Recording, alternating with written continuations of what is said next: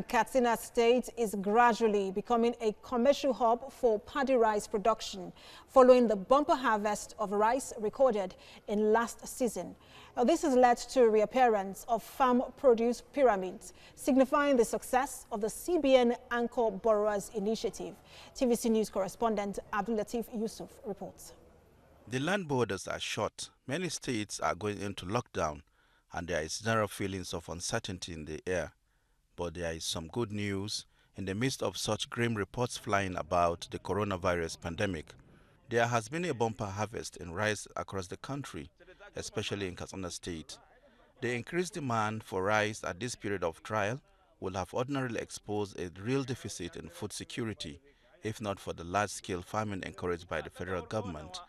Local rice is now in high demand, and rice-producing states appears to be meeting and suppressing the needs of the citizens.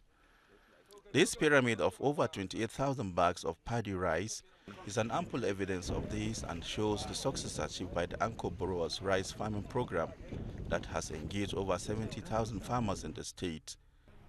As far as you see this rice or pyramid of rice in Katsina State, this is to show you that Katsina State we have a lot of rice farmers. In terms of production of rice in Katsina State, you will agree that Katsina State we are really production of rice. If you look at our present situation with this coronavirus problem, had it been that the Nigerian rice farmers are not producing rice, we would be in serious problem, because there's no importation of rice, and so our local rice now is substituting this imported rice. So this introduction of this program is a blessing to Nigeria, because if not, by now you will be buying a bag of rice more than 40,000 naira. The challenges of a nation that cannot adequately feed itself is enormous, a reason why the program is still working to engage over 40,000 farmers. Katsina State is one of the states with large number of farmers, and at this same time depends on such incentives to produce food for the nation. So we are calling the federal government to make some improvement and changes and make it a mechanized farming for the farmers to have enough yield, because the average turnout in the farm is 3.5 tons per hectare.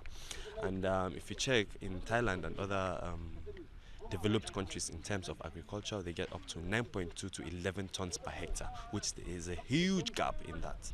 And they're selling around 60 to 70 tons per kg, which here we bought this one at 140 on the ground, and we have to provide transport and loading and all of that. So all of it may go up to 145 to 146 naira per ton. So definitely the local rice is not going to be as cheap as the foreign rice, because the people now expect to witness a greater influx of local rice in the market at a cheaper price, but it may take a longer time for that to happen. Katsina State rice farmers are now challenged to produce more and more rice and other commodities to feed the growing population in the state of over 7 million and to sell to other parts of the country. Rice farming is another aspect of agriculture that the federal government is investing huge amount of monies to realize. It is certain that Katsina is also taking a lead in this revolution by farming rice across the state. Behind me is a pyramid of more than 28,000 bags of paddy rice, which are gathered from across the state for upward sale to processors and for consumers. Abdul Latif Yusuf, TVC News.